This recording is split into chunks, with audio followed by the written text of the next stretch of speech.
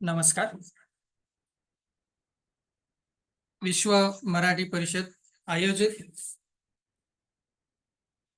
Online कार्यशाळेमध्ये आपलं सर्व सहभागींचं मनपूर्वक स्वागत आहे. आजपासून सुरू होते प्रकाशक बना ही 4 दिवसीय ऑनलाईन कार्यशाळा. कार्यशाळेबाबत सर्व महत्त्वाच्या सूचना आपल्याला आपल्या व्हॉट्सअपच्या ग्रुपद्वारे कळवल्या आहेत. तरी सुद्धा काही महत्त्वाच्या सूचना या ठिकाणी आपल्याला सांगण्यात येत आहेत.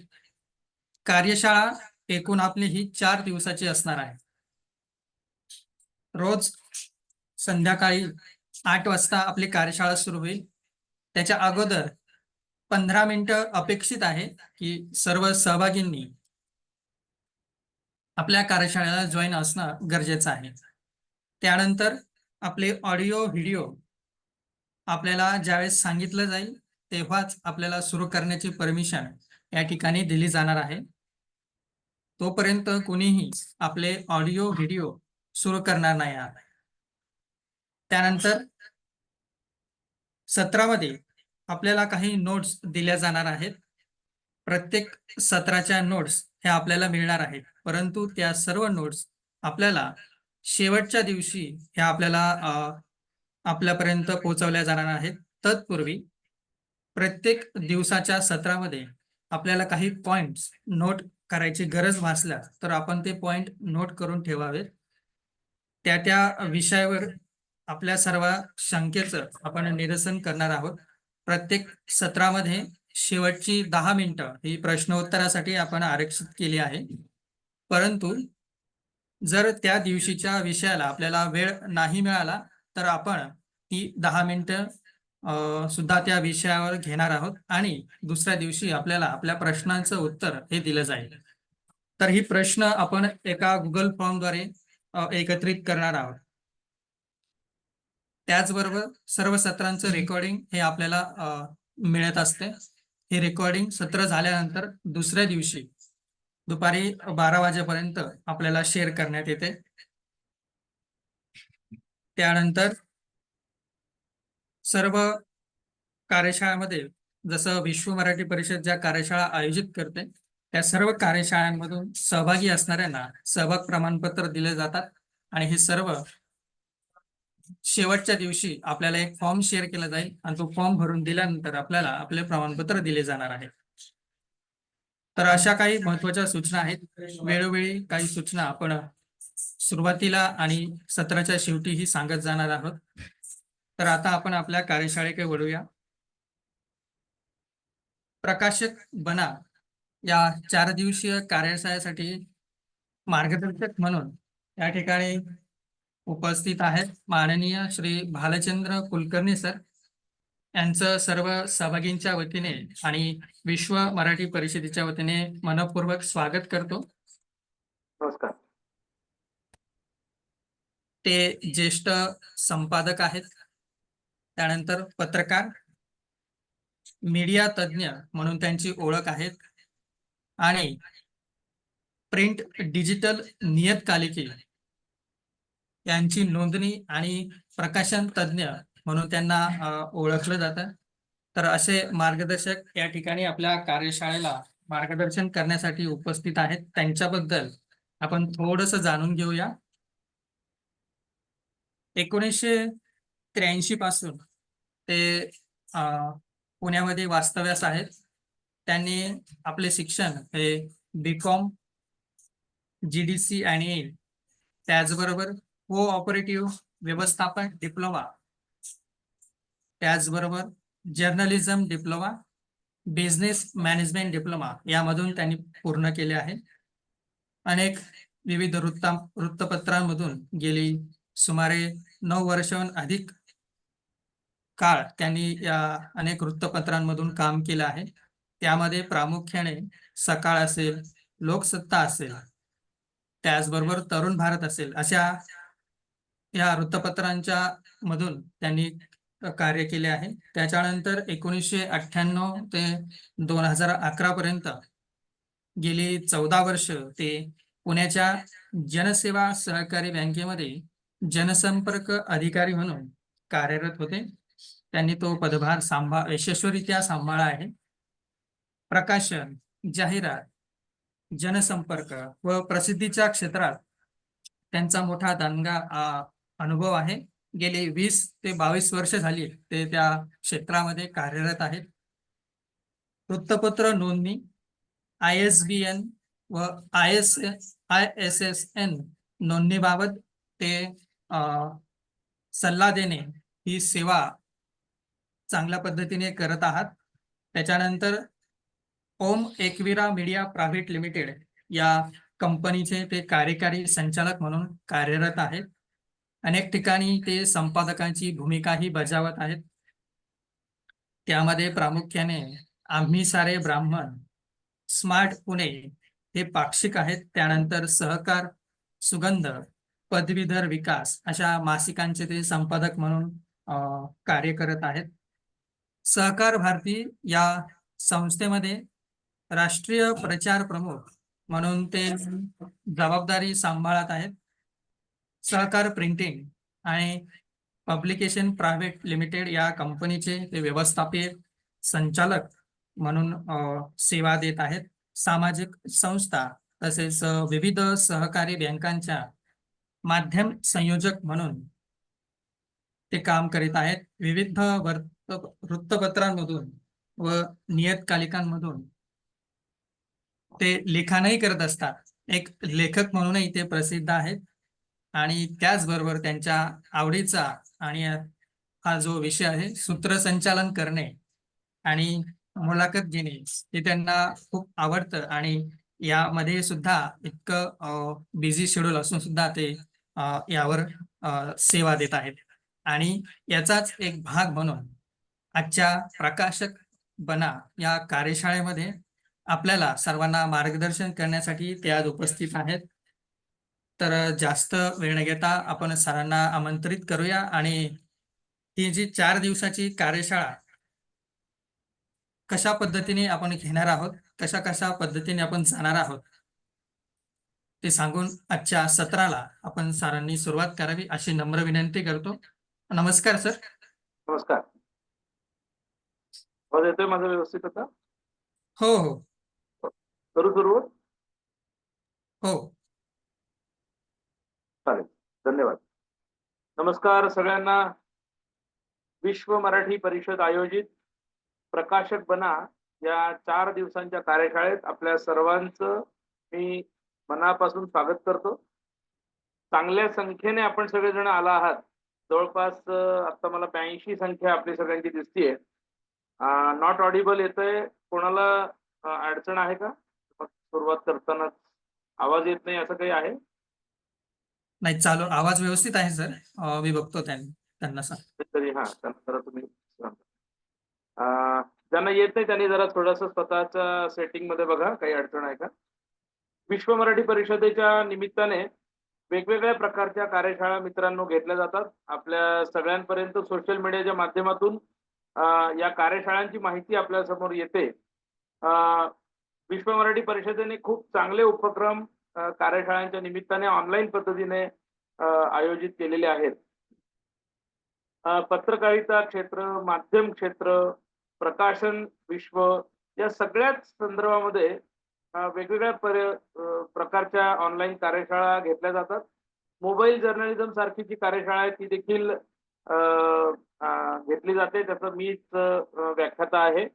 मोबाईल पत्रकार बना ही एक वेगळी कार्यशाळा आहे आणि आजची वेगळी आपली कार्यशाळा आहे, त्याचं नाव आहे प्रकाशक बना. आपल्या सगळ्यांना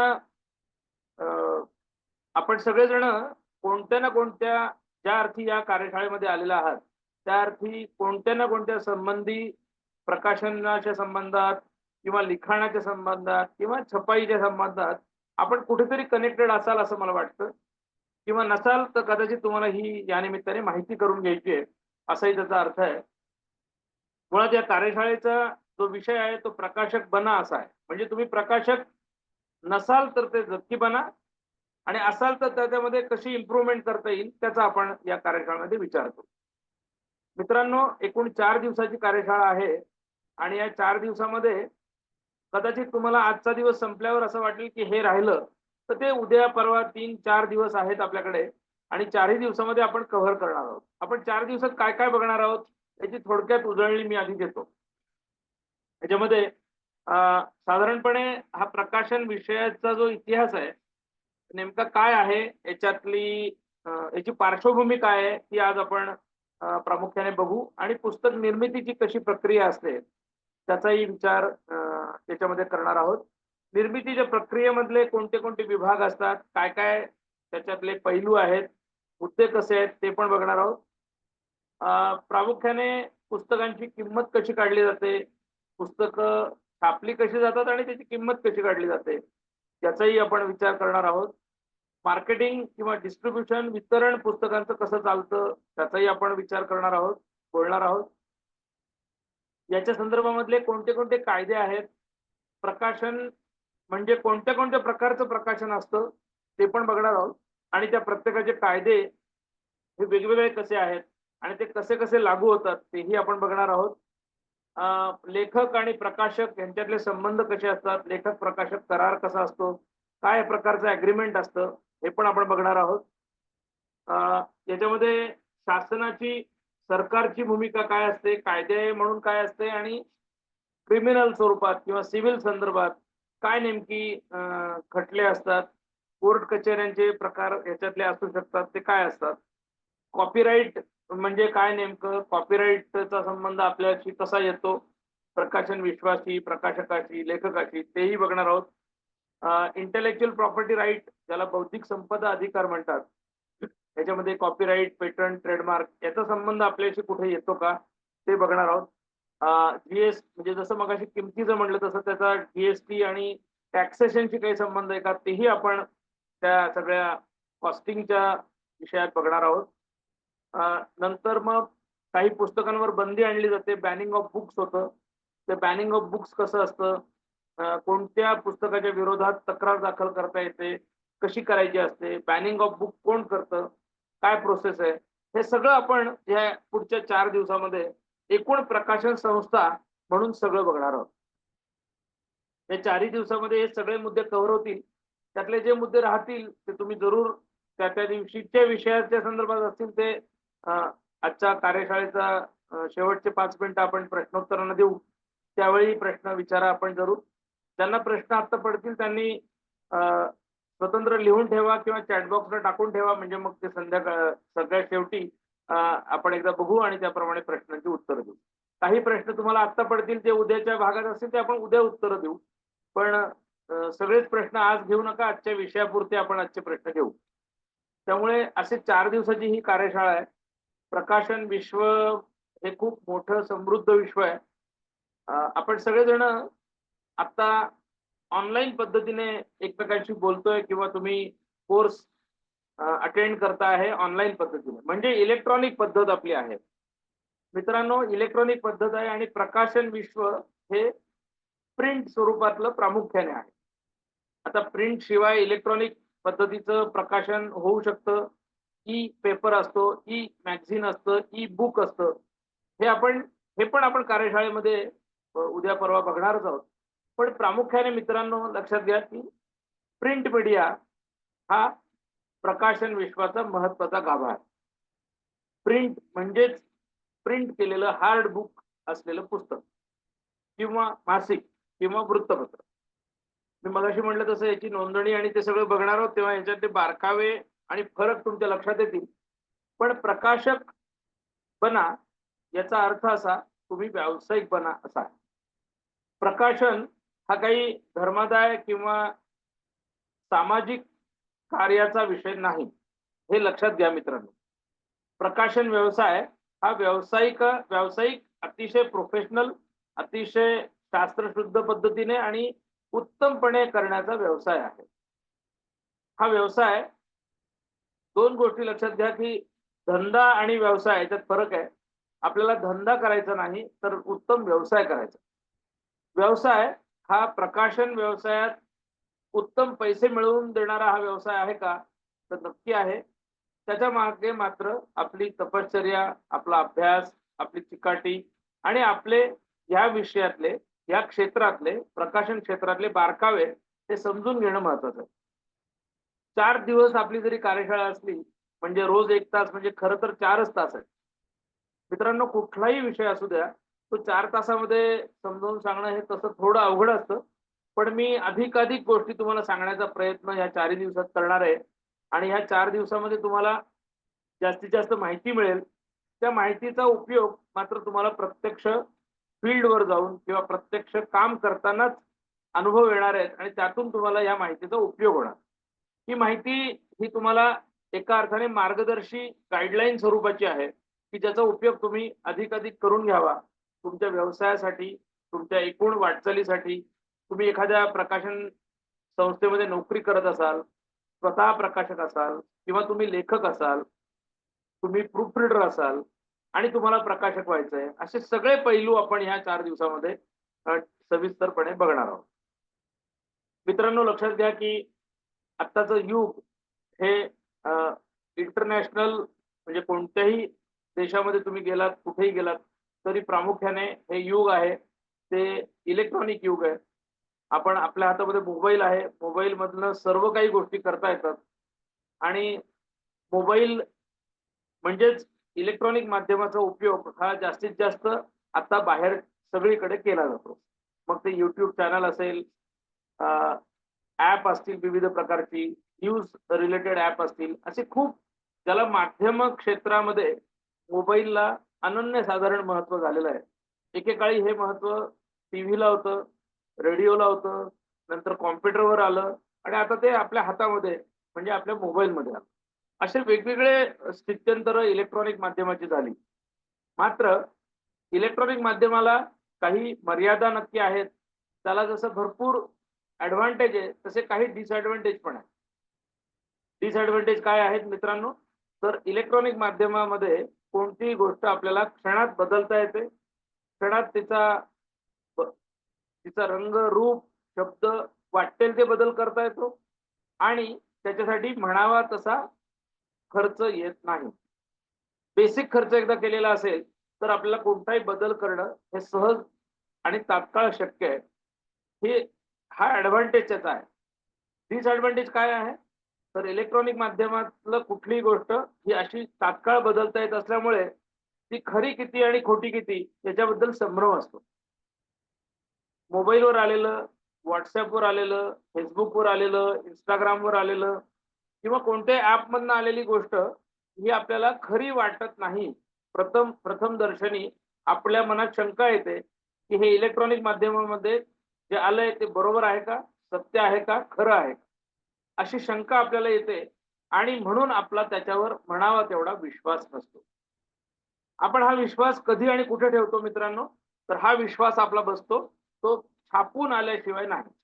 म्हणजे एखादी बातमी टीव्हीवर बघितली किंवा रेडिओवर ऐकली किंवा एखाद्या WhatsApp ग्रुपमध्ये आली, तर आपण त्याच्यावर विश्वास ठेवत नाही. मात्र ती बातमी दुसऱ्या दिवशी आपलं जे घरी येणारं वृत्तपत्र आहे, म्हणजे प्रिंट कॉपी आहे, त्याच्यात छापून आल्यानंतर आपण विश्वास ठेवतो. याचा अर्थ मित्रांनो असा आहे, की लिखित माध्यमाला सत्य मानलं जातं. आजही कितीही वर्षापासून हा प्रिंट मीडियाचा विचार किती वर्ष, काही शतकं सुरू आहे आणि म्हणून लोकांचा विश्वास प्रिंट मीडियावर आजही आहे. कारण छापील असतं ते सत्य असतं असं बहुतांश ठिकाणी मानण्याची पद्धत आहे. कारण छापील गोष्ट एकदा तुमच्या हातात आली की ती कोणी काढून घेऊ शकत नाही. त्यात तसा बदल करता येत नाही. तुमच्या घरात आलेलं पुस्तक असेल, मासिक असेल, वृत्तपत्र असेल, एकदा तुमच्या घरात आलं, तुम्ही खरेदी केलं, की ते तुमचं झालं आणि तुमचं नुसतं झालं नाही, तर ते सगळंच्या सगळं हार्ड कॉपीमध्ये असल्यामुळे त्यात तुम्हाला बदल कोणालाही परस्पर करता येत नाही. कारण तुमच्या हातामध्ये त्याचं प्रूफ असतं आणि हे जेव्हा प्रूफ असतं, आपल्याकडे एखादा पुरावा असतो, तेव्हा त्याच्यावर अधिक विश्वास आपण ठेवतो. किंबहुना ते छापताना देखील जो लेखक आहे, प्रकाशक आहे, पत्रकार आहे, बातमीदार आहे, तो पण अधिक काळजी घेतो. कारण हे छापलं जाणार आहे आणि एकदा छापलं गेलं की त्याच्यावर बदलता येणार नाही. म्हणून प्रिंट मीडियाचं महत्त्व मित्रांनो शतकानुशतकं आहे आणि आपल्या सगळ्यांच्या मनामध्ये बरेच प्रश्न असतात. त्याचं उत्तर आजच देतो. ते म्हणजे इलेक्ट्रॉनिक मीडिया कितीही पुढे वाढला तरी प्रिंट मीडियाला मरण येणार नाही. प्रिंट मीडियाचं महत्व कमी होणार नाही. आजही प्रिंट मीडियाचं महत्व प्रचंड आहे. प्रिंट मीडियामध्ये काय काय येतं मित्रांनो? तर दैनिक येतात, रोजची न्यूजपेपर असतात, डेली न्यूजपेपर कोणत्याही भाषेतले असू दे. दैनिक असतं, साप्ताहिक आहेत, मासिक आहेत, पाक्षिक आहेत, दिवाळी अंक आहेत. अशी वेगवेगळी प्रकारची ज्याला आपण नियतकालिक म्हणतो म्हणजे पिरियॉडिकल. ह्या नियतकालिकांचे देखील प्रकाशक असतात. त्यालाही संपादक आहेत, त्याच्यातही लेखक आहेत, त्याच्यातही पत्रकार आणि बातमीदार आहेत. असंख्य टीम मिळून ही नियतकालिक तयार होत असतात.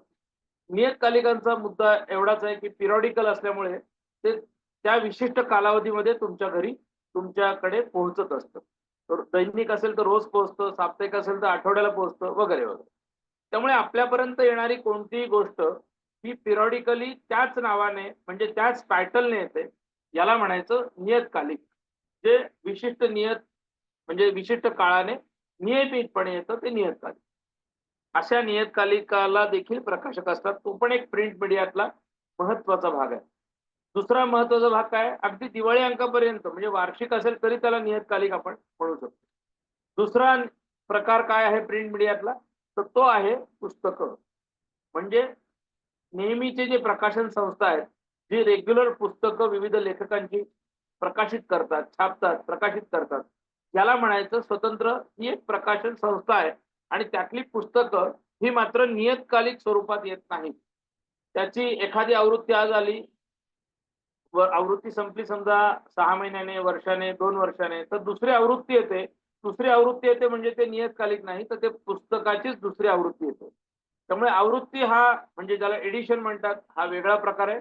त्यामुळे प्रकाशन संस्था एखाद्या पुस्तक प्रकाशनाची हा एक स्वतंत्र प्रिंट मीडियातला एक महत्त्वाचा भाग आहे. याच्याशिवाय तिसरा एक भाग आहे, तो म्हणजे शोध निबंध किंवा रिसर्च जर्नल. म्हणजे एखादं रिसर्च जर्नल एखाद्या विद्यापीठाचे प्रोफेसर, एखाद्या कॉलेजचे प्राध्यापक, प्राचार्य किंवा पी-एच-डी होल्डर ज्यांना संशोधन करायचं आहे, त्या शोध निबंध प्रसिद्ध करायचा आहे, असे रिसर्च जर्नल, शोध निबंध प्रसिद्ध करणं, ज्याला पेपर पब्लिश करणं म्हणतात.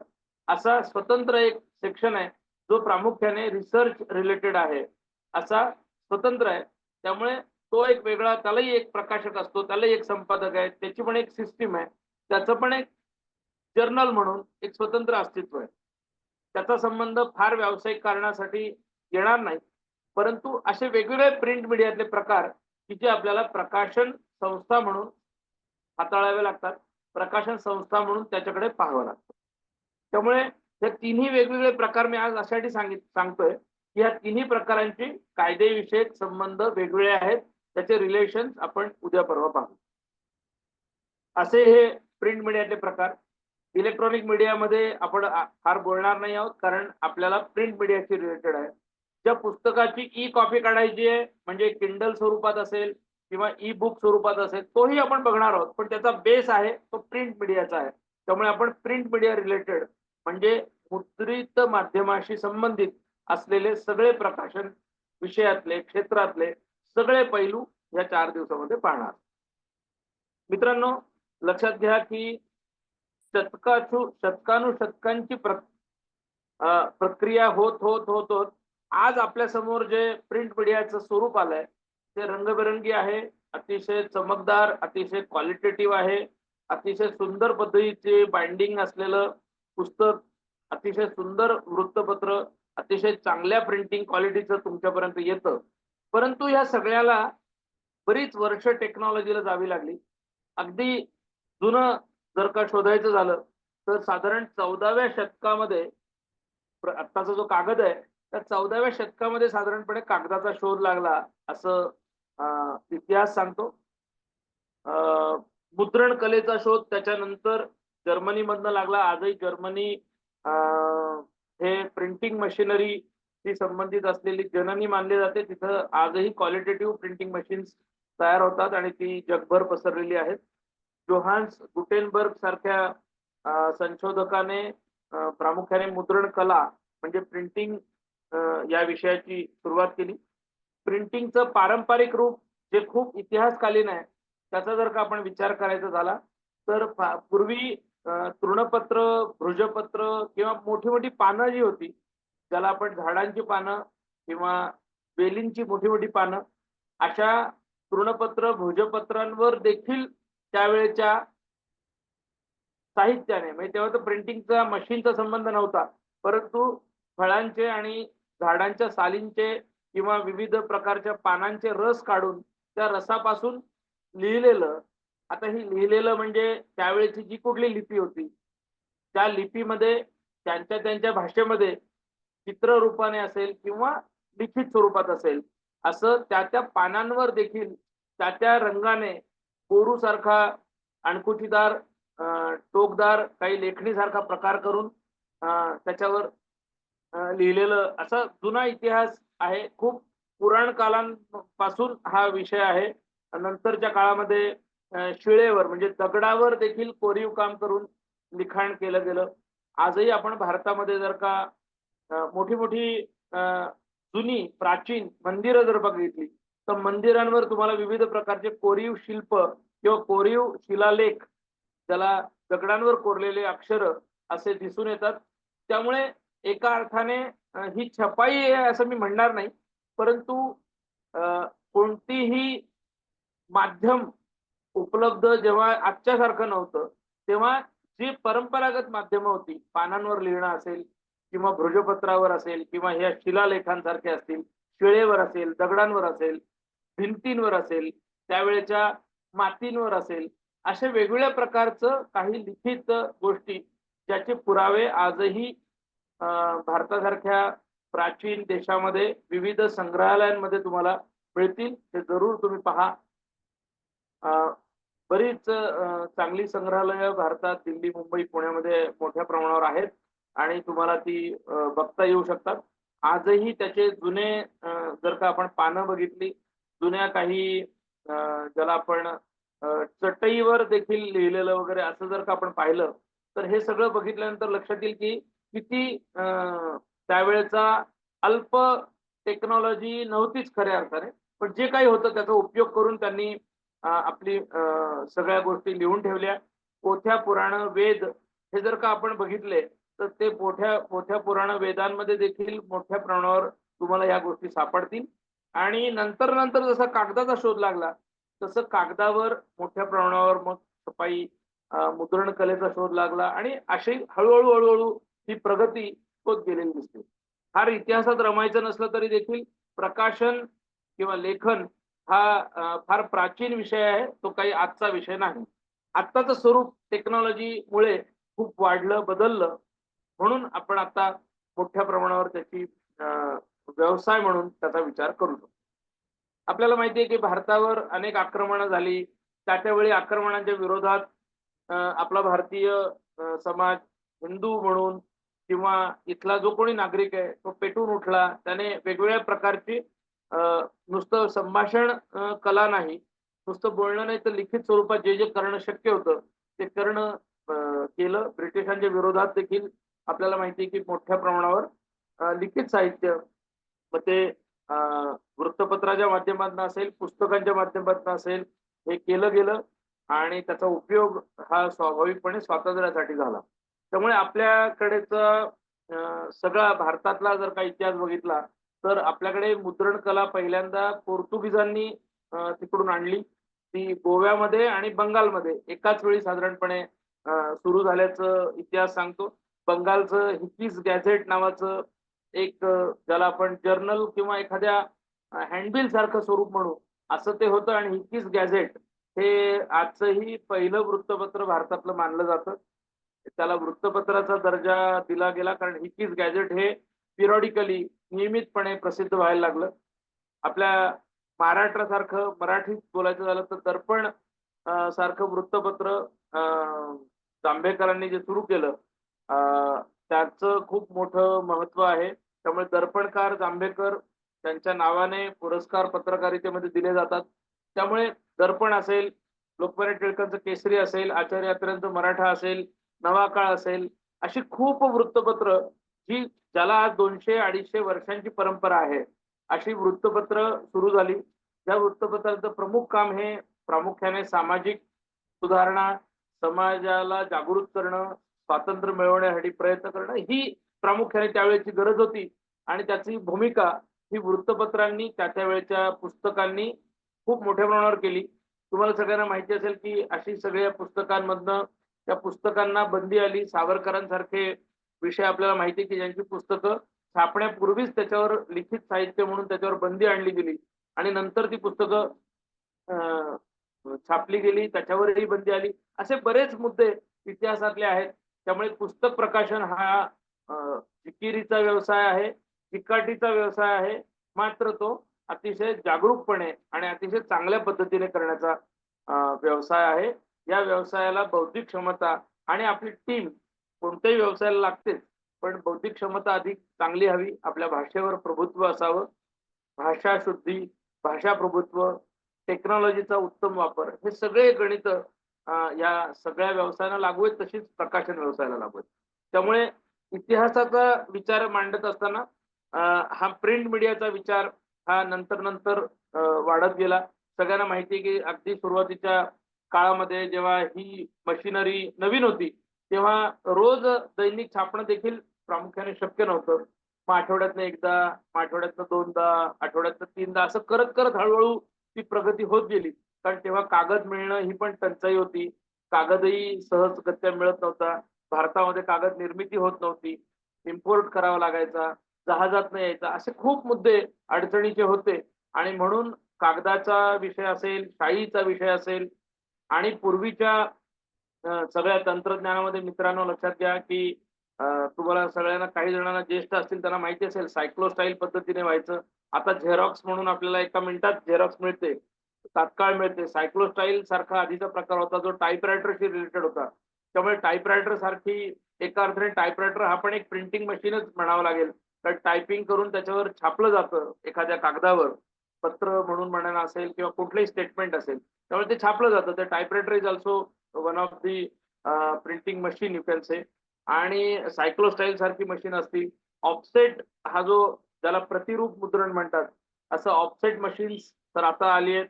त्याची सुरुवात single colour, double colour, 2 colour, 3 colour, 4 colour असं करत आता 7-8 कलर पर्यंत या प्रिंटिंग मशीनची व्याप्ती गेली आहे. त्यामुळे असे खूप तंत्रज्ञानाचे पण विषय आहेत, की ज्याच्यामध्ये आपल्याला टेक्नॉलॉजी कारण प्रकाशन व्यवसाय हा एकीकडे लिखाणाचा जसा आहे, तसा दुसरीकडे टेक्नॉलॉजीचा पण आहे. त्या दोन्ही गोष्टी आपल्याला तितक्याच महत्त्वाच्या आहेत.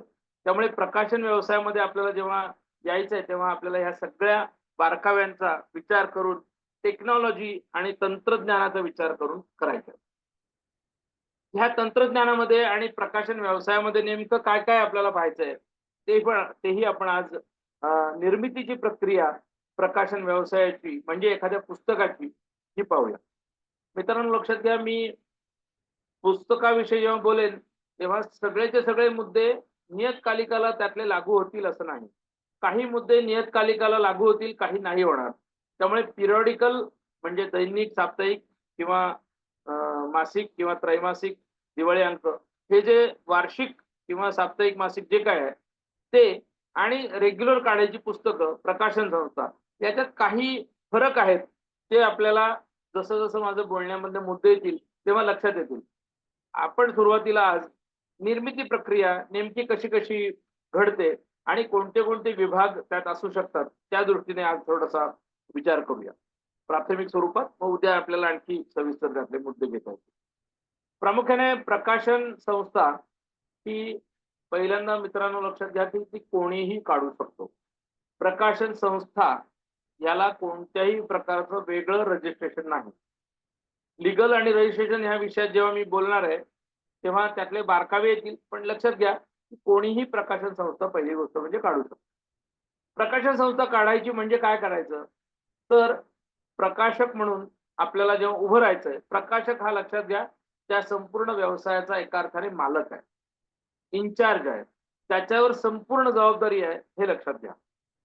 मग ती नफ्याची असेल, तोट्याची असेल, चांगल्या गुणवत्तेची असेल, चांगल्या पुस्तकांची असेल, सगळी जबाबदारी ही त्या एका अर्थाने प्रकाशकाची आहे. कारण तो त्या संपूर्ण प्रकाशन संस्थेचा ओनर आहे, हे लक्षात घ्या. त्यामुळे ओनरशिप ज्याच्याकडे असते त्याला त्याची खाचाखुचा आणि व्यवसायातले बारकावे सगळे सांभाळायचे.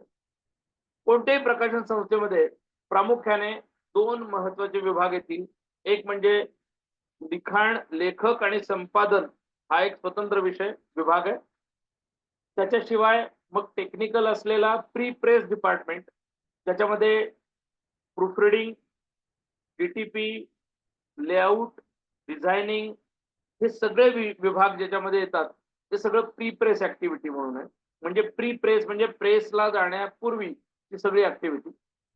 लेखन, लिखाण, संपादन हा स्वतंत्र संपादकीय विभाग झाला. दुसरा प्री प्रेस ॲक्टिव्हिटीचा विभाग मी आता म्हटलं तसं तो झाला. आणि तिसरा महत्त्वाचा विभाग आहे आणि तो म्हणजे ॲक्चुअल प्रिंटिंग प्रेसचा आहे. तो म्हणजे प्रिंटिंग प्रेस, प्रत्यक्ष पेपर, प्रिंटिंग, बाइंडिंग आणि फायनल आउटपुट ज्याला म्हणता येईल पुस्तकाचं, असा स्वतंत्र प्रेस विभाग.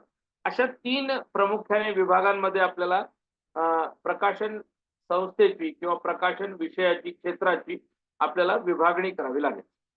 आता ही विभागणी करताना एक विभागाकडे जाऊ आणि आपण पुढे जाऊ. प्रामुख्याने सगळ्या प्रकाशकांचे स्वतःचे प्रिंटिंग प्रेस असतातच असं नाही.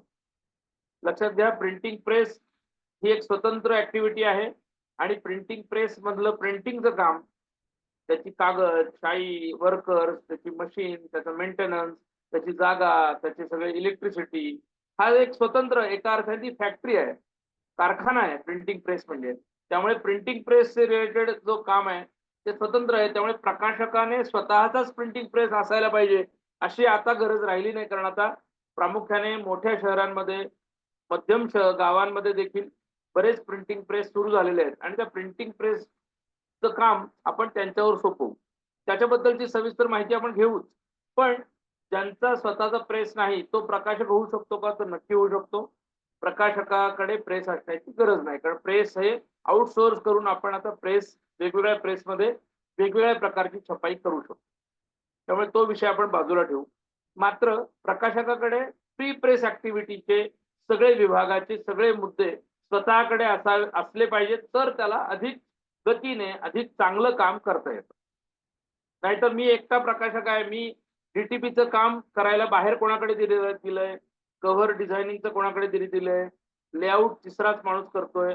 असं जर का विखुरलेलं काम असेल तर काम करता येणार नाही असं नाही. मात्र काम करताना त्यातली बारकावे सांभाळले गेले नाहीत, व्यवस्थितपणा आला नाही, अचूक झालं नाही, वेळेत झालं नाही, तर मात्र प्रकाशक म्हणून तुम्ही अडचणीत येऊ शकता.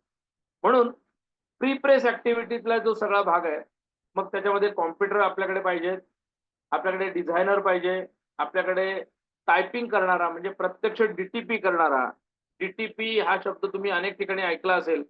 डी-टी-पीचा फुल फॉर्म आहे डेस्कटॉप पब्लिशिंग. डेस्कटॉप पब्लिशिंग म्हणजेच डी-टी-पी, म्हणजे टायपिंग करणं, म्हणजे टाइप सेटिंग करणं.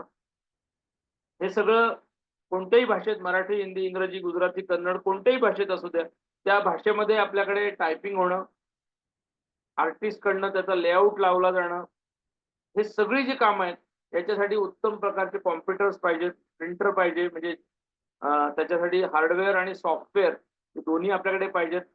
वेगवेगळ्या प्रकारचे सॉफ्टवेअर्स आपल्याकडे स्वतःची असली पाहिजेत. श्रीलिपी सारखे मराठी, आपण जर का मराठीत बोलतोय तर मराठी सगळ्याच भाषांमध्ये श्रीलिपीने अतिशय उत्तम असे फॉन्ट निर्माण केलेले आहेत. हे फॉन्ट म्हणजे काय आणि पूर्वी चं काय स्वरूप होतं तेही आपण बघू. पण अशा सगळ्या स्वरूपाची सॉफ्टवेअर्स, मग कोरल सारखी सॉफ्टवेअर असतील, InDesign सारखे असतील, PDF Acrobat सारखे असतील, पेजमेकर. आता पूर्वीचं पेजमेकर आहे, अजूनही काही जण पेजमेकर वापरतात, पण त्याचं फायनल पुढचं व्हर्जन, ॲडव्हान्स व्हर्जन ज्याला म्हणता येईल असं InDesign आलेलं आहे. फोटोशॉप आहे, ज्याच्यामध्ये फोटो आणि अन्य गोष्टी स्कॅनिंग करून त्याचं अतिशय उत्तमपणे आपण त्याचे लेआउटसाठी फोटोशॉपचा उपयोग करू शकतो. अशी वेगवेगळी सॉफ्टवेअर आणि त्याला उत्तम असं, त्याला कॉम्पॅटेबल असेल असं हार्डवेअर, कॉम्प्युटर, हे सगळं यंत्रणा आपल्या स्वतःकडे, म्हणजे प्रकाशन संस्था म्हणून आपल्याला जर का एस्टॅब्लिश व्हायचं आहे तर ही आपल्या स्वतःकडे पाहिजे. म्हणजे आपल्या हातामध्ये कंट्रोल पूर्णपणे राहतो. त्यामुळे ह्या प्री प्रेस ॲक्टिव्हिटीचा मी आता जेवढे मुद्दे सांगितले ते सगळ्या प्री प्रेस ॲक्टिव्हिटी ते आपल्याकडे पाहिजेत. प्रत्यक्ष प्रिंटिंग प्रेस ऍक्टिव्हिटी आपल्याकडे नसेल तरी आपण आउटसोर्स करून ते काम करू शकतो. आता जो पहिला मुख्य विभाग आहे आणि तो आहे प्रामुख्याने संपादक विभाग किंवा संपादकीय विभाग. संपादकीय विभागामध्ये प्रकाशक म्हणून तुम्ही स्वतः तर असलेच पाहिजेत, मात्र तुमच्याकडे लेखकांची फौज असली पाहिजे. आता लेखक तुमच्याकडे कसा येईल हा एक प्रश्न तुमच्या मनात आहे. लेखक कसे शोधायचे हा एक प्रश्न आहे. लेखक आल्यानंतर त्याचं पुस्तक डायरेक्ट छापायला घ्यायचं का असे प्रश्न आहेत. हे सगळे प्रश्न आपण त्याची उत्तरं घेऊया. त्या संपादकीय विभागामध्ये रचनेमध्ये प्रकाशक म्हणून तुम्ही असले पाहिजेत. संपादक म्हणून किंवा ज्याचा पुस्तकाचं काही ज्ञान आहे, भाषेचं ज्ञान आहे, साहित्याचं ज्ञान आहे आणि आपल्याला त्या विषयामध्ये बारकावे ज्याला कळतात असे तज्ञ असलेले काही जर्नलिझम झालेले असतील, प्रकाशन क्षेत्रातले असतील किंवा ज्याला संपादन करण्याची ज्याला कुवत आहे, अनुभव आहे, तज्ञ आहे, असे काही संपादक म्हणून देखील तुमच्या जोडीला असले पाहिजेत. याच्याशिवाय प्रूफ रीडर म्हणजे ज्याला मुद्रित शोधक म्हणतात ते पण तुमच्याकडे असले पाहिजेत. उपसंपादक म्हणजे जे ज्युनियर लेवलला काम करू शकतील, वाचन करून त्यातला महत्वाचा गाभा शोधणं, नको असलेलं काढून टाकणं, याला एडिटिंग जे म्हणता येईल असं एडिटर्स, सब एडिटर्स तुमच्याकडे पाहिजेत, एडिटर्स पाहिजेत, प्रूफ रीडर्स पाहिजेत. अशी एक संपादकीय टीम ही तुमच्याकडे असली पाहिजे.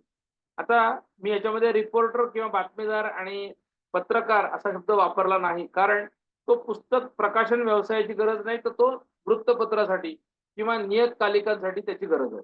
तो आपण विभाग स्वतंत्रपणे बघू.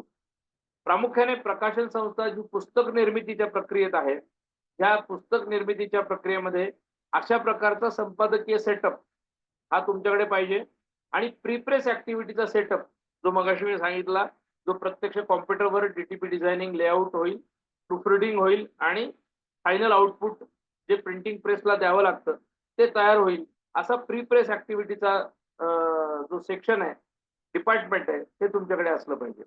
अशा प्रकारची साधारणपणे पुस्तक निर्मितीच्या प्रक्रियेतले हे भाग आहेत. प्रक्रिया कशी हा स्वतंत्र आणखी विषय आहे, पण हे सगळे जे डिपार्टमेंट्स आहेत ते आपल्याला आपल्या समोर असले पाहिजे. आता हे जे सगळे विभाग आहेत, या सगळ्या विभागांवर कंट्रोल करणं हा आपला प्रामुख्याने एक भाग आहे.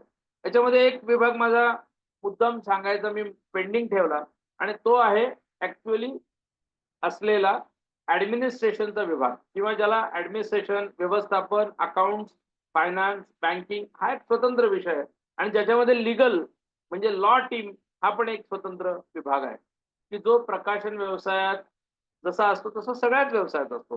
प्रामुख्याने अकाउंट्स आहे, बिलिंग करणं असेल, टॅक्सेशन बघणं असेल, करार ऍग्रीमेंट्स करणं असेल, लेखक आणि प्रकाशक करार मी तुम्हाला सांगणार आहे उद्याच्या भागामध्ये. त्या लेखक प्रकाशक करारामध्ये काय काय मुद्दे असतात त्याचं लिगल रूपांतर करणं असेल, ऍग्रीमेंट्स करणं असेल, डिलिव्हरीज करणं असेल, बिलिंग करणं असेल, स्टॉक ठेवणं असेल, हे सगळे विषय, पत्रव्यवहार करणं असेल, असे सगळे विषय हे स्वतंत्रपणे ऍडमिनिस्ट्रेशन प्रशासनात येतील. तो स्वतंत्र एक विभाग देखील तुम्हाला वेगळ्या पद्धतीने हँडल करायचा. मी जेव्हा हे बोलतोय तेव्हा तुमच्या डोळ्यासमोर उगाचच असं यायला लागलं असेल की संपादकीय विभागात एक 25-30 लोक पाहिजे, प्रशासनात एक 5-10 लोक पाहिजे, प्री प्रेस मध्ये 25-30 पाहिजे, म्हणजे हे 50-100 लोकांचं काम आहे. हे 50-100 लोकांचं काय काम आहे हे नक्की आहे. याच्यापेक्षा जास्तही लोकांचं काम असू शकतं, पण प्रकाशन तुमची संस्था किती मोठी आहे, किती गोष्टी तुमच्या उलाढालीच्या आहेत याच्यावर ते अवलंबून. त्यामुळे जेव्हा तुम्हाला सुरुवात करायची तेव्हा एकदम एवढं सगळं तुम्हाला कदाचित तुमच्यापर्यंत नसेल किंवा ह्या सगळे विभागांच्या भूमिका हे तुम्हाला एकट्याला देखील वठवायला लागतील. जेव्हा सुरुवात करायची आहे तेव्हा एकापासून सुरुवात करत करत तुम्हाला टप्प्याटप्प्याने मात्र पुढे जायचं आहे. जोपर्यंत तुमची टीम वाढत नाही, तुमची डिपार्टमेंट तयार होत नाहीत, तोपर्यंत तुम्हाला म्हणावा तसा रिझल्ट, म्हणावा तसे यश मिळणार नाही. मात्र सुरुवात करताना तुम्ही तुमच्यापासून, स्वतःपासून सगळे विभाग तुम्हाला सांभाळायचे या अर्थाने सुरुवात केली तर तुम्हाला सगळ्या विभागांचं ज्ञान घेत घेत काम करता येईल. अशा प्रकारचे विभाग हे मोठ्या प्रकाशन संस्थांमध्ये तुम्हाला प्रामुख्याने दिसतील. छोट्या संस्थेमध्ये कदाचित एकाच व्यक्तीकडे 3-4 विषय दिलेले असतील. असे 4-5 जणांची टीम तरी किमान तुमची पाहिजे. म्हणजे मग तुम्हाला काहीतरी प्रकाशन विषयामध्ये काम करता. आज पुस्तकांची संख्या, प्रकाशन संस्थांची संख्या ही थोडी-थोडकी नाही, प्रचंड मोठी संख्या आहे. म्हणजे तुम्हाला सहज या विषयामध्ये आपण पुढे-पुढे जातोय, तसं मध्ये-मध्ये मी काही स्टॅटिस्टिक्स पण सांगणार आहे. महाराष्ट्रामधले प्रामुख्याने पुणे, मुंबई, संभाजीनगर म्हणजे पूर्वीचा औरंगाबाद, नागपूर, काही प्रमाणात सांगली आणि कोल्हापूर, बाकीच्याही शहरांमध्ये पण ही जी मी आता नावं घेतली 5-6 मोठ्या शहरांची, या शहरांमध्ये प्रामुख्याने मोठ्या प्रमाणावर प्रकाशक आहे. पुणे, मुंबईमध्ये प्रकाशकांची संख्या स्वाभाविक जास्त आहे. कंपॅरेटिव्हली नागपूर, औरंगाबाद, सातारापेक्षा सांगली, कोल्हापूर, नाशिक या ठिकाणी तुलनेने कमी आहे. मात्र प्रकाशकांची संख्या ही मोठी आहे. आज पुण्या, मुंबईसारख्या शहरांमध्ये साधारणपणे पुण्यासारख्या शहरांमध्ये 250 ते 300 प्रकाशक हे प्रकाशन संस्था म्हणजे या चांगल्या कार्यरत असलेल्या तुम्हाला दिसतील. एकट्या पुण्यासारख्या शहराचा जर विचार केला तर दर आठवड्याला किमान 25 नवीन पुस्तकं, दर आठवड्याला ही 25 नवीन पुस्तकं प्रकाशन संस्थेमार्फत प्रकाशित केली जातात. एवढा मोठा टर्नओव्हर आहे. त्यातली 25च्या 25 काही सगळी मोठ्या प्रमाणावर खपतात असं जरी नसलं, तरी देखील हे प्रमाण मोठं आहे आणि प्रत्येकाची एडिशन म्हणजे एक एडिशन 1000 पुस्तकांची, 500, 1000, 2000, 5000 पुस्तकांची असं देखील मोठं प्रमाण त्याच्यामधलं आहे. उलाढाल मोठी आहे. वेगवेगळी पुस्तक प्रदर्शनं भरतात त्याच्यावेळी तुम्हाला लक्षात येईल की किती उलाढाल त्या पुस्तकांची आहे. उलाढाल किती, त्याचं कॉस्टिंग काय, त्याचं अर्थकारण कसं हे आपण उद्या परवा जेव्हा त्या विषयात जाऊ तेव्हा बघू. मात्र प्रकाशन संस्थेचं काम हे मोठ्या प्रमाणावर अशा मोठ्या शहरांमध्ये सुरू आहे. त्यामुळे ज्याला कोणाला प्रकाशक स्वतः व्हायचंय त्याने प्रकाशक जरूर व्हावं. अन्यथा ज्यांना ह्याच्यामध्ये इंटरेस्ट आहे, जे अजून तरुण आहेत किंवा या विषयात या क्षेत्रामध्ये येऊ इच्छितात व्यवसाय म्हणून, त्यांनी सुरुवातीला काही प्रकाशन संस्थेमध्ये नोकरी करून बघायला देखील हरकत नाही. बिझनेसची सुरुवात ही अनुभवातनं येते. त्यामुळे अनुभव थोडा गाठीशी घेऊन देखील तुम्हाला ह्या मार्गदर्शनाचा उपयोग होईल. मात्र तुम्हाला अधिक अनुभव मिळण्यासाठी एखाद्या प्रकाशन संस्थेमध्ये मी आता जसे विभाग म्हटले, त्यातल्या कुठल्याही विभागामध्ये काम करून देखील तुम्हाला अनुभव घेता येईल आणि हळूहळू अनुभवाच्या जोरावर तुम्हाला व्यवसायामध्ये उतरता येईल. त्यामुळे अशा पद्धतीचा एकूण ज्याला आपण लेखक म्हणजे संपादकीय विभाग असेल, त्यातलं आपल्याला ज्ञान असलं पाहिजे. तुम्ही म्हणाल की ज्ञान हे कसं मिळेल? आता एखादा माणूस म्हणेल की मी साधा इंजिनियर आहे किंवा मी कॉमर्सचा विद्यार्थी आहे किंवा मी जस्ट आर्ट्स कंप्लीट केलं आहे किंवा मी नुसतं लिखाण करतो, मला प्रकाशक कसं होता येईल? तर हे सगळे मुद्दे आपण पैलू नक्की बघणार आहोत.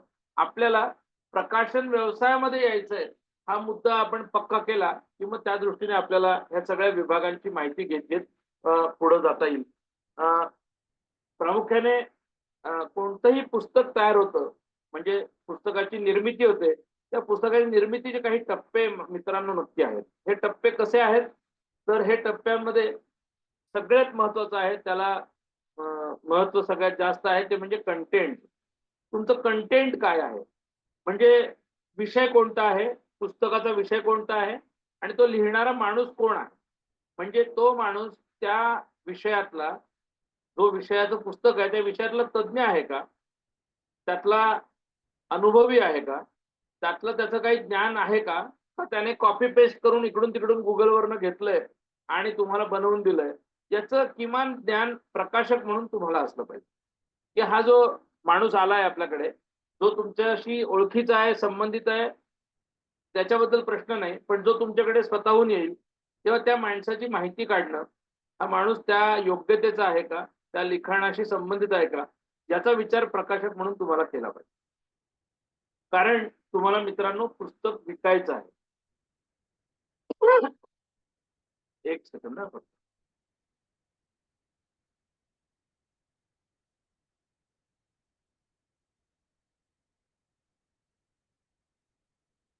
मित्रांनो, तुम्हाला पुस्तक विकायचंय. पुस्तक विकायचंय म्हणजे व्यवसाय करायचा आहे. ते पुस्तक ज्याने कोणी लिहिलंय ते आहे तसं तुम्ही छापून टाकलं आणि ते जर का विक्री त्याची झाली नाही, पडून राहिलं, तर सगळा खर्च तुमच्यावर पडेल आणि तुम्ही तोट्यामध्ये जाल आणि तुम्हाला कोणीही विचारणार नाही.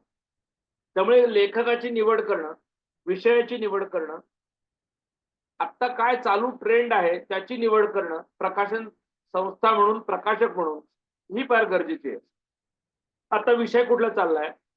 ज्याला ललित साहित्य म्हणतात. म्हणजे नाटक, गाणी, कविता, निसर्ग, सौंदर्य, रहस्य कथा असे वेगवेगळे जे विषय आहेत, की ज्याला काळाचं बंधन नाही. कोणत्याही काळामध्ये तुम्हाला ते काढता येईल. पावसाळा आला म्हटल्यानंतर पावसाच्या कविता जर आल्या, तर लवकर लोकं पुस्तक विकत घेऊ शकतात किंवा पावसाच्या आधी 1 महिना तुम्ही ते पावसाच्या संबंधित काही आणलं, उदाहरणार्थ किंवा शेतीविषयक काही पुस्तकं आणली, बी-बियाणं, कसं शेती करावी, काय पिकलं तर काय होईल, याचा अंदाज घेणारी काही पुस्तकं छापली, ललित कथा कादंबऱ्यासारखी काही छापली, तर त्याचं काळ कोणता आहे, कोणत्या काळामध्ये तुम्ही ती छापताय, त्याचं महत्त्व म्हणजे वाचक त्याला मिळणार आहे का? त्याला एका अर्थाने ग्राहक मिळणार आहे का? आणि वाचक जोपर्यंत मिळणार नसेल, तर त्या पुस्तक आत्ता छापून उपयोग नाही. बजेट सारखा विषय फेब्रुवारी मार्चमध्ये येतो. तेव्हा बजेट, अर्थकारण म्हणजे आपल्याला विषयाची लक्षात घेतलं पाहिजे, की कोणता विषय आता चालणार आहे. आता चालू विषय कोणता आहे? उदाहरणार्थ आता आता सध्या सगळ्यांना माहिती आहे, की आता राजकीय विषय सुरू आहेत. महाराष्ट्रामध्ये आता समजा विधानसभेची निवडणूक येणार आहे. पुढच्या 1-1.5 महिन्यामध्ये निवडणूक आहे. आता विधानसभा निवडणूक म्हणजे राजकारण, निवडणूक, लोकशाही प्रक्रिया, मतदान प्रक्रिया गेल्या 1960 पासून महाराष्ट्र राज्याची स्थापना झाल्यापासून आजपर्यंत निवडणुका कशा झाल्या, निवडणुकांमध्ये कोण हरलं, कोण जिंकलं, अशी काही तुम्ही पुस्तकं आत्ता आणली बाजारात, तर कदाचित ती लवकर खपतील. त्यामुळे आपल्याला कोणता ट्रेंड आहे, कोणता विषय चालू आहे, कोणता परिणामकारक आता अ, अ, काळ आहे, वाचक कशाची वाट बघतायत किंवा वाचकांना काय हवंय, ह्याचं ज्ञान तुम्हाला साधारणपणे, सहजपणे समजलं पाहिजे किंवा या क्षेत्रामधल्या लोकांशी चर्चा तुम्ही केली पाहिजे. रोजची वृत्तपत्रांमध्ये किंवा टीव्हीच्या चॅनल्सवर कोणते विषय चालू आहेत आणि कोणत्या विषयाला अधिक महत्त्व दिलं जातं. आजकाल YouTube चॅनलवर देखील खूप अशा चर्चा चालू असतात. वेगवेगळी माहिती मिळत असते. कशाचं ट्रेंडिंग जास्त आहे. ट्रेंड नावाचा एक जो प्रकार आहे, तो कुठला जास्त आहे? तो कशाशी संबंधित आहे? ह्याचं ज्ञान जेव्हा तुम्ही कराल, तेव्हा तुम्हाला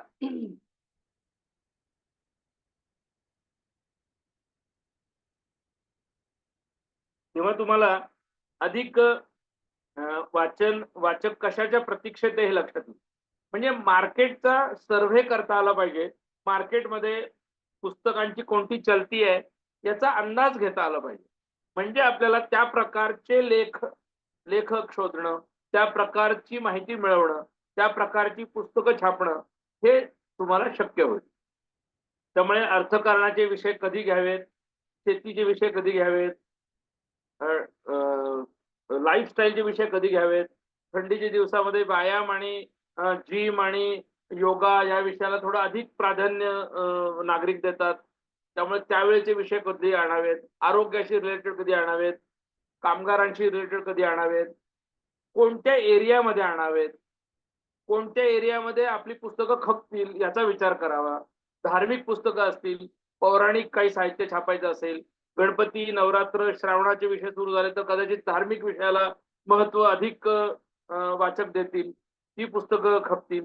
गणपतीचे दिवस आता जस्ट संपले. उदाहरण म्हणून सांगतो, की गणपती कसा बसवावा याची छोटे-छोटे पुस्तकं बाजारामध्ये येतात बघा. आत्ताच्या तुम्ही जेव्हा पुस्तकं च्या दुकानात जाल, तेव्हा सहज चक्कर मारा. तुम्हाला लक्षात येईल, की आत्ता कोणती पुस्तकं चालू आहेत. त्यामुळे आपल्याला कोणत्या पुस्तकांचं ट्रेंडिंग आहे, मार्केटमध्ये कशाची हवा आहे, वाचकांना कोणती पुस्तकं वाचक निवडतायत याचाही विचार करा. बऱ्याच वेळा विविध संस्था पुरस्कार देतात. केंद्र सरकार, राज्य सरकार विविध विषयाला पुरस्कार देतं, व्यक्तींना देतं. पद्मसारखे पुरस्कार असतात. उदाहरणार्थ मिलिटरी, सैनिक, शिक्षण अशा खूप मुद्द्यांवर चर्चा आणि पुरस्कार जेव्हा चालू असतात, तेव्हा त्या विषयाशी रिलेटेड जर पुस्तकं तुम्हाला आणता आली, तर त्याचा उपयोग आहे. त्यामुळे प्रकाशक म्हणून तुमची चौफेर ज्ञान, माहिती तुम्हाला घेता आली पाहिजे आणि आणि तशा प्रकारचे लेखक हे तुम्हाला शोधता आले पाहिजे. आता हे लेखक शोधायचे म्हणजे लेखकांची अ, असे काही बाजारामध्ये उभे नाहीयेत, की ते तुमच्यासाठी थांबलेले आहेत. त्यामुळे मोठे प्रकाशक मोठ्या लेखकांना आधीच पकडून ठेवतात, की आम्हाला तुमच्याकडनं हे पुस्तक हवंय, या विषयावर हवंय. त्यामुळे तुम्ही जेव्हा वृत्तपत्र वाचाल, एखादं साप्ताहिक वाचाल, मासिक वाचाल, एखादी मुलाखत YouTubeवर बघाल किंवा टीव्हीवर बघाल, तेव्हा तो जो व्यक्ती आहे, त्या व्यक्तीला हेरा, की अरे ह्या व्यक्तीला ह्यातली माहिती आहे. हा ह्या व्यक्तीचा जरी लिखाणाचा पिंड नसला, तर त्याला लिहितं करा, लेखक बनवा. बरेच व्यक्ती या सुरुवातीपासून काही लेखक नसतात. त्यांना लेखक बनवावं लागतं. त्यामुळे तुमच्याकडे जी माहिती आहे, एखादा अ, काय उदाहरणार्थ डॉक्टर आहे, एखादा आरोग्यविषयक चांगली माहिती देतोय. तो म्हणेल, "मी कधी लिहिलं नाही बाबा." तर त्याला म्हणायचं, "तुम्ही लिहा. तुम्ही नाही लिहू शकत असाल, तर तुमचं लेक्चर्स आम्हाला ऑडिओ रूपाने द्या. आम्ही ते आमच्याकडे रेकॉर्ड करतो. आमच्या पद्धतीने आमच्या उपसंपादकाला किंवा आमच्याकडच्या टीमला लिहायला लावतो. तुम्ही ते चेक करा आणि तुमच्या नावाने प्रसिद्ध करतो." असे वेगवेगळे प्रकार हे आपल्याला करता येऊ शकतात. त्यामुळे आपण लेखक शोधायचा आहे. लेखक जरी नसला तरी त्याला लेखक बनवायचं आहे. त्यामुळे विषयांची व्याप्ती विषयांची व्याप्ती काही नाही. विषय भरपूर मोठ्या प्रमाणावर विषय तुम्हाला नक्की सापडतील. विषय शोधावे लागतील. विषय योग्य वेळी, योग्य पद्धतीने मार्केटमध्ये आणावे लागतील. उदाहरणार्थ, आत्ता गणपती आहे, तर उद्या गणपती बसणार आहे, तर आज मला विचार करून चालणार नाही, की गणपतीचं पुस्तक आणायचं आहे. उदाहरणार्थ. दिवाळी आता उदाहरणार्थ तोंडावर आहे. साधारणपणे दीड एक महिन्यानंतर दिवाळी उदाहरणार्थ आहे. तर दिवाळीशी रिलेटेड विषय असेल, तर तो किमान किंवा कोणताही विषयाचा तर किमान त्याची 6 महिने आधी तयारी तुमची सुरू व्हायला पाहिजे. किमान 6 महिने, की मला 6 महिन्यानंतर कोणतं पुस्तक काढायचंय. त्यामुळे लेखकाकडे त्याला वेळ आहे का? लेखक तेवढं लिहून देऊ शकतो का? लेखकाकडची माहिती अपुरी असेल, तर ती त्याला कशी वाढवायची ते सांगता आलं पाहिजे. त्यामुळे लेखकाकडनं तुमच्याकडे मटेरियल येणं इथपासून, कंटेंट येणं इथपासून ते प्रत्यक्ष पुस्तक मार्केटमध्ये तुम्ही बाजारात विक्रीला ठेवणं, दुकानामध्ये जाणं इथपर्यंत हा सगळा कालावधी हा बराच मोठा प्रोसेसचा भाग आहे. त्यामुळे तुमच्याकडे किमान 6 महिन्याचा कालावधी, मी किमान म्हणतोय. वर्षाचं प्लॅनिंग मोठे-मोठे प्रकाशन संस्था ही वर्ष 2-2 वर्षाचं प्लॅनिंग करतात. तेव्हा त्यांची पुस्तकं ही मोठ्या प्रमाणावर आणि क्वालिटेटिव्ह कंटेंट क्वालिटीने येतात. चालू पुस्तकं आणणारी मंडळी बाजारात भरपूर आहेत आणि त्यामुळे चालू पुस्तकांना पण चालूच भाव मिळतो आणि तेवढाच मिळतो. त्यामुळे त्याकडे न जाता क्वालिटी, गुणवत्ता असलेली पुस्तकं, चांगल्या कंटेंटची पुस्तकं आपल्याला बाजारात आणता येली पाहिजेत. आणि म्हणून तुमचं प्लॅनिंग हे 6 महिने किंवा त्याच्यापेक्षा थोडं अधिकच असलं पाहिजे. म्हणजे लेखकाकडनं मिळणारा कंटेंट, जो आता मी तुम्हाला डिटेल विषय सांगितला त्या विषयानुसार आणि त्यानुसार तुमची प्रोसेस सुरू व्हायला पाहिजे. आता ते पुस्तक तुमच्याकडे तुम्ही जो विचार केला होता, एखाद्या लेखकाला तुम्ही पकडलं किंवा एखाद्याला लेखक तयार केलं आणि तो विषय लिहून घेतला, असा एक प्रकार आहे. किंवा स्वतःहून लेखक एखादा तुमच्याकडे अप्रोच होईल, की माझा हा विषय तयार आहे, हा घ्या पुस्तक म्हणून. तर अशा वेळी त्याचं जे कंटेंट आहे, ते हाताने लिहिलेलं असेल, टाइप त्याने केलेलं असेल, कोणत्याही फॉर्मॅटमध्ये असेल, ते तुम्ही घ्या. त्याचं संपूर्ण वाचन करा. कदाचित तुम्ही म्हणाल, की एवढं सगळं वाचन एका व्यक्तीला शक्य नसेल, तर तुम्ही मी मगाशी टीम म्हटलं, उपसंपादकांची ज्युनियर टीम असेल, संपादक असतील, एखादी टीम असेल, एखाद्या लेखकांची काही टीम असेल, त्यांना वाचायला द्या. वाचनानंतर त्याचा अभिप्राय घ्या, की हे पुस्तक बाजारात चालेल का? ह्यातला कंटेंट कसा आहे? योग्य आहे का? आणि तो कंटेंट हा बाजारात चालणारा आहे का? मी तुमच्या मित्रांनो लक्षात येत असेल, की सारखं मी बाजारात चालणारं हे वाक्य वापरतोय कारण ह्याचा व्यवसायाशी संबंध आहे. कोणतंही पुस्तक आलं आणि छापून टाकलं, असं जर केलं तर तुमचा प्रकाशन व्यवसाय दुसऱ्या दिवशी बंद पडेल. असं आपल्याला करायचं नाहीये. म्हणून त्याच्या क्वालिटी आणि कंटेंटकडे सर्वाधिक लक्ष हे तुम्ही दिलं पाहिजे. त्यामुळे येणारा कंटेंट स्वतःहून चालत आला तरी किंवा तुम्ही मागवला तरी त्याचं वाचन करा. माहितीच्या लोकांना ते वाचायला द्या आणि त्यांच्याकडनं अभिप्राय घ्या, की येस हे चालणार आहे. मग त्याच्यानंतर त्याच्या पुस्तकाच्या निर्मितीची प्रक्रिया एका अर्थाने सुरू होईल. मग मी म्हटलं तसं उद्या आपण त्याच्या लेखक प्रकाशक कराराकडे जाऊ. पण करार करणं असेल ते उद्या डिटेल बोलू आपण त्याच्यावर.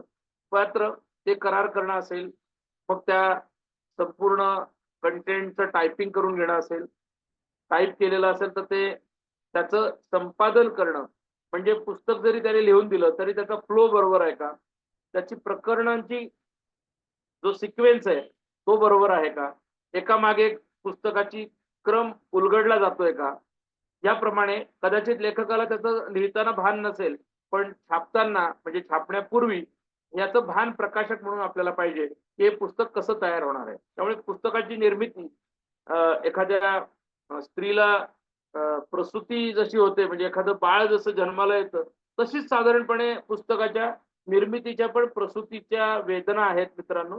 आणि त्या सगळ्या वेदना प्रकाशक म्हणून तुम्हाला सहन करायच्या आहेत.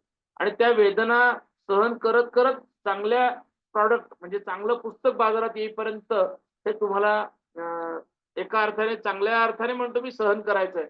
कारण जेव्हा क्वालिटी उत्तम पुस्तक निर्माण होईल तेव्हाच त्याचा आनंद तुम्हाला मिळेल. जसा त्या आईला एवढ्या कळा सोसून देखील उत्तम आनंद होतो जेव्हा तिला गोडलंच असं बाळ तिच्या पदरात येतं. त्यामुळे पुस्तकाची निर्मिती ही देखील अशा स्वरूपाची आहे. त्यामुळे आपण एका अर्थाने त्याचे जन्मदाते प्रकाशक म्हणून आहोत. लेखक आणि प्रकाशक हे दोघंही त्याच्यातले ही जोडी अशी आहे की ही त्या पुस्तकाला जन्म देणारी जोडी आहे.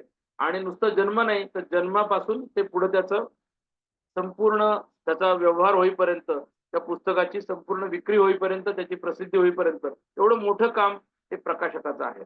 त्यामुळे प्रकाशक ह्या निर्मिती प्रक्रियेतला सगळ्यात मोठा घटक आहे. आणि मी आता म्हणलं तसं खूप बारकावे सगळे आहेत. कंटेंट प्राप्त झाल्यापासून ते विक्री करेपर्यंत हे सगळे निर्मितीतले बारीक प्रक्रिया आणि त्याचं कॉस्टिंग आणि लेखक प्रकाशक करार हा प्रमुख जो मुद्दा आहे तो आपण उद्याच्या भागात बघू. आता जवळपास 1 तास मला असं वाटतं होत आला. माझ्याकडे 9 वाजलेले दिसतायत. एक 5 मिनिटं आजच्या विषयासाठी प्रश्न आपण घेऊ शकतो. मला असं वाटतं ज्यांना प्रश्न विचारायचा आहे त्याने त्यांचा व्हिडिओ चालू करावा, ऑडिओ चालू करा, म्हणजे अनम्यूट करा स्वतःला आणि प्रश्न विचारा. मला वाटतं सूत्र विश्व मराठी धन्यवाद सर. बघतील आणि त्याप्रमाणे ते एकेकाला सांगतील. धन्यवाद मित्रांनो. अं, विषयाबद्दल काही प्रश्न असतील तर जरूर विचारा. बाकीचे तरी राहिलेले प्रश्न आपण 3 दिवसात बघूच, पण आजचे काही प्रश्न असतील तर जरूर आपण विचारा. नमस्कार. धन्यवाद सर. सर्व पार्टिसिपेंटना विनंती आहे, आजच्या विषयावर जे काही माहिती आपल्याला सरांनी मार्गदर्शन केलंय त्याच्यावरती काही प्रश्न आपल्याला असेल तर आपण 5 मिनिटं आहेत. प्रश्न विचारण्यासाठी आपल्याला आपल्या स्क्रीनवर रिॲक्ट किंवा रिॲक्शन नावाचा मेनू आहे, ज्यामधून आपल्याला रेज हँड करता येतो. म्हणजे त्या स्पेसिफिक पार्टिसिपेंटना आपल्याला शक्य नाही बोलण्यासाठी चालू करा तेव्हा तरी सुद्धा ते ओके. आजचे काही प्रश्न आहेत कोणाचे? हो, मयुरी भैरवी. नमस्कार, बोला. मयुरीजी, आपण व्हिडिओ चालू करून ऑडिओ चालू करा आपला.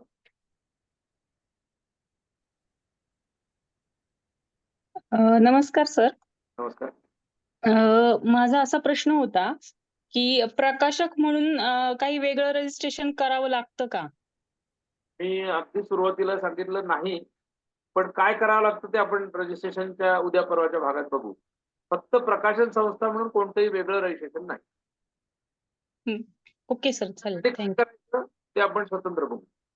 हो सर, चालेल. ओके. रजिस्ट्रेशन नाही, पण पुस्तकासाठी काय आहे ते आपण स्वतंत्र उद्या परवा बघू. ओके सर, चालेल. थँक्यू. आजचं समजलंय तुम्हाला व्यवस्थित? पुढचा दत्तात्रय थोरात.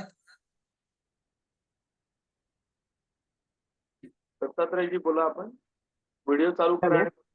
हो, नमस्कार, बोला. हा सर, ते नोंदणी प्रक्रिया सांगितली नाही तुम्ही. ती सांगितलं ना मी. संस्था नोंदणी कशी करायची, त्याचं फॉर्मेशन कसं आहे? आहे. उद्या परवाच्या विषयात भरपूर मुद्दे आहेत. हा, सगळे आपण घेणार आहोत. रजिस्ट्रेशन हे वेगवेगळ्या प्रकारचं आहे, ते आपण उद्या परवा घेणार. चालेल चालेल. बोला. नंतर रितेश मेहता.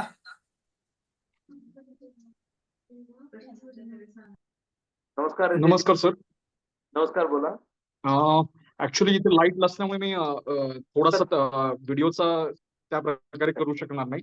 नाही, सर्वप्रथम तुम्ही फार डिटेलमध्ये माहिती दिली त्याबद्दल धन्यवाद सर. माझा प्रश्न थोडासा वेगळ्या संदर्भाने होता. तो रिसर्च जर्नलच्या संदर्भाने होता की जर आपल्याला युजीसी लिस्टिंग करायचं असेल, की आपण ज्या प्रकारे रजिस्ट्रेशन म्हणतो त्याच प्रकारे जर युजीसी लिस्टिंग करायचं असेल तर त्यासाठी काय करावं लागतं? हे पुढच्या 2 दिवसात जर ते कव्हर होणार असेल तर निश्चित. हो, त्यात होणार आहे. ते सांगतो. त्या ISSN रजिस्ट्रेशनचे संबंध आहेत आता, ते मी तुम्हाला सांगेन. त्या सगळ्या रजिस्ट्रेशन प्रक्रियेमध्ये येईल ते सगळं. धन्यवाद सर. हा, बोला. विक्रांत यादव या ठिकाणी प्रश्न विचारतात की शालेय अभ्यासक्रमाशी संबंधित काही पुस्तके असतात किंवा हो. काही ललितेतर पुस्तके, हे जे सर्व पुस्तकं आहेत ते एकाच प्रकाशन संस्थेद्वारे केले तर चालते का? कोणत्याही प्रकाशन संस्थेने कितीही प्रकारची वेगवेगळ्या क्षेत्रातली पुस्तकं कितीही प्रसिद्ध केली, कोणतेही क्षेत्र कोणीही निवडलं तर त्याला काहीही बंधन नाही.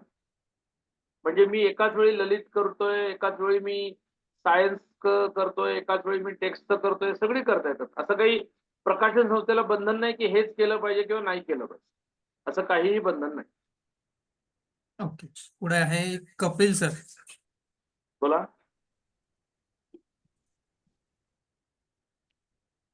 हा, नमस्कार कपिलजी, बोला. नमस्कार सर. खूपच चांगलं सोप्या भाषेत घेतलं तुम्ही आणि फार शॉर्टमध्ये पण खूप चांगली माहिती घेतली. मला प्रश्न असा होता की तुम्ही जे वेगळे वेगळे प्रकार सांगितले, मॅगझिन्स आहेत, पुस्तकं आहेत वगैरे वगैरे, तर हे सगळे आपण या 4 दिवसात कव्हर करणार आहोत का? हो, सगळे करणार आहे. त्याच्यातले रजिस्ट्रेशन सगळी, कसं त्याची प्रक्रिया, सगळं प्रकाशक म्हणून हे सगळे विषय आपण कव्हर करणार. बरं. आणि आंतरराष्ट्रीय आणि लोकल असं या दोन्ही गोष्टी आपण कव्हर करणार आहोत. होय.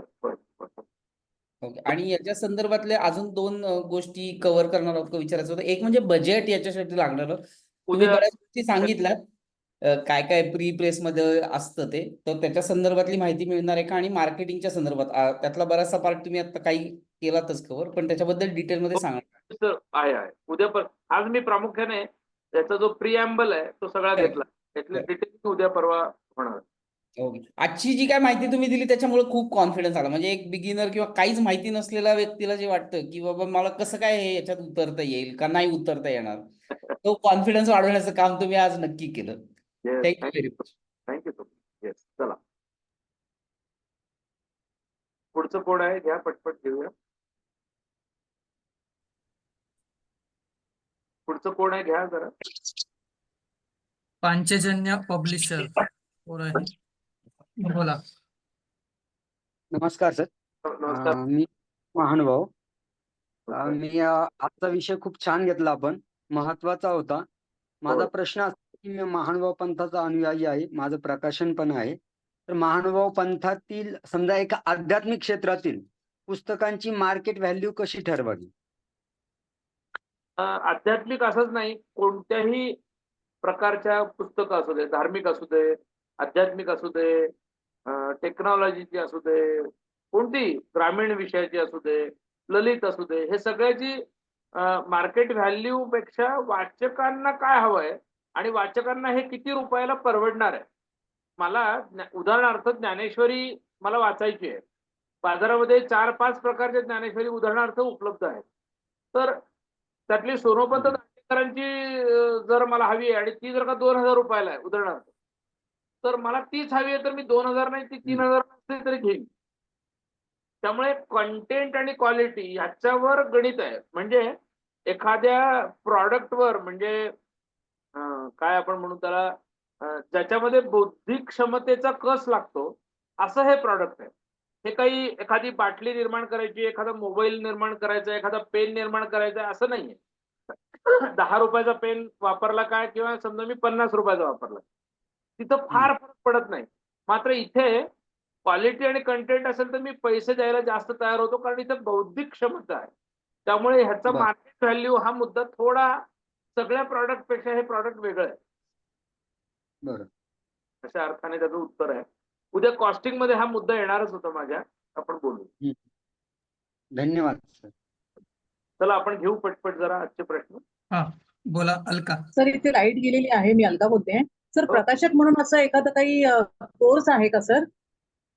आता आपण 4 दिवसाचा करतोय हा कोर्स आहे एका अर्थाने, नंबर 1.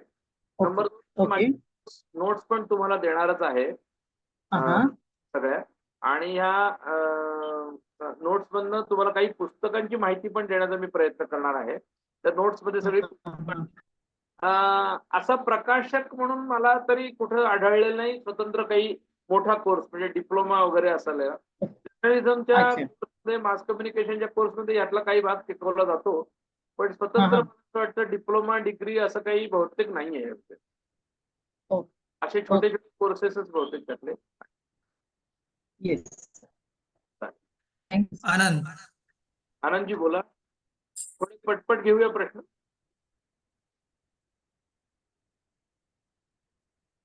तुमचा हात वर आहे आनंदजी, आपण बोला. अभिजित खांड्रेजी आपण बोलू शकता, नाही तर अभिजित खांड्रे बोलताय. हॅलो. हा बोला अभिजितजी. नमस्कार सर. सर प्रकाशनाचं नाव ठेवताना कोणत्या गोष्टींचा विचार केला पाहिजे, असं एक प्रश्न होता मला. चांगला म्हणजे प्रश्न. त्याच्या पुढच्या प्रकाशन सेलवर काय परिणाम? प्रकाशन नाव ठरवताना शक्यतो जे प्रकाशन संस्था चालू आहे त्यातलं नाव घेऊ नका. उदाहरणार्थ जी फेमस पुस्तकांची समजा पब्लिशिंग आहे, पब्लिशिंग आहे, किंवा मेनका प्रकाशन आहे, किंवा अशी काही राजहंस प्रकाशन आहे, अशी जी मोठी मोठी प्रकाशन संस्था आहे त्यांची नावं तुम्ही घेऊ नका, कारण ते ऑब्जेक्शन येईल. नंबर 1. नंबर 2, प्रकाशन संस्थेचं नाव कोणतं ठेवायचं हे पूर्ण तुमच्यावर अधिकार आहे. प्रकाशन संस्थेचं रजिस्ट्रेशन हा जो मुद्दा आहे त्यात माझे उद्या अजून डिटेल तुम्हाला मुद्दे कळतील या विषयात. मधुसूदन जगताप बोला. मधुसूदनजी बोला आपण. हा नमस्कार सर, मी प्रवासात असल्यामुळे मला शेवटचे 10 मिनिटं मी जॉईन केले, त्यामुळे मी खूप मोठा मॅटर मिस केला असं वाटायला लागलं. विश्व मराठीला माझा प्रश्न आहे की आजची जी रेकॉर्डेड मुलाखत आहे ती मला आजच पाहता येईल की सगळ्या सेशन संपल्यानंतर पाहावी लागेल? ती तुम्हाला उद्या दुपारी 12 वाजेच्या आतमध्ये तुम्हाला मिळून जाईल. असं. Thank you very much. 7 नंबर असलेलं कोण आहे? 7 नंबर आहे फक्त. हो, 7 नंबर कोण आहे? म्यूट करा. हा बोला आपण. नमस्ते सर, अमर म्हणजे ड्रायव्हिंग करत असतो, मी नाव नाही घेतलेला. सर प्रश्न बोला, असा होता की व्यावसायिक आहे सर, मी स्टुडंट आहे, तर लिमिटेड टाइम मध्ये पॉसिबल होऊ शकतो का मला प्रकाशनामध्ये काही करण्यासाठी? हो हो हो, शक्य आहे, शक्य आहे. ओके ओके ओके सर, त्यासाठी प्राथमिक पावलं काय टाकावं लागतील आपल्याला मला? ही 4 दिवस तुम्ही ऐका, शेवटच्या दिवशी तुम्हाला असं वाटेल की येस मला माहिती मिळाली सगळी. ओके सर, अजून एक प्रश्न होता, जे बुक्स वगैरे मी रीड करतो त्याचे ट्रान्सलेशन मी करू शकतो का दुसऱ्या रायटर्सचे असतात ते? हो, तो ट्रान्सलेशन विषय पण आहे आपल्या सगळ्या याच्यामध्ये उद्या. ओके उद्या येईल. ठीक आहे, धन्यवाद. नागेश फुलावले विचारतात की शासकीय कर्मचारी जर असेल तर तो प्रकाशक बनू शकतो का? लक्षात घ्या, शासकीय कर्मचाऱ्याला स्वतंत्र दुसरा व्यवसाय करता येत नाही आणि प्रकाशन हा व्यवसाय आहे. त्यामुळे तुम्हाला तुमच्या घरातल्या दुसऱ्या कोणाच्या नावाने हा व्यवसाय करावा लागेल आणि आपली नोकरी सांभाळून करावं लागेल. तुमचं नाव कुठेही त्याच्यामध्ये येऊ देता कामा नये, प्रकाशक म्हणून येऊ देता कामा नये. तुमच्या घरातल्या अन्य लोकांच्या नावाने तुम्हाला करता येईल.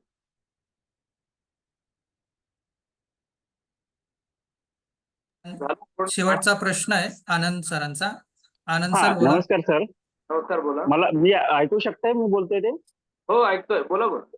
हा सर, आपण जे प्रकाशनाला नाव ठेवेल किंवा मॅगझिनला नाव ठेवेल, न्यूजपेपरला नाव ठेवेल, त्यात ब्रँड म्हणजे त्याचं कुठल्या ट्रेडमार्क अंडर सेक्शन कुठलं असतं ट्रेडमार्कचं? मी हे सगळं तुम्हाला रजिस्ट्रेशन मध्ये घेतो. हे एका वाक्यात उत्तर नाहीये.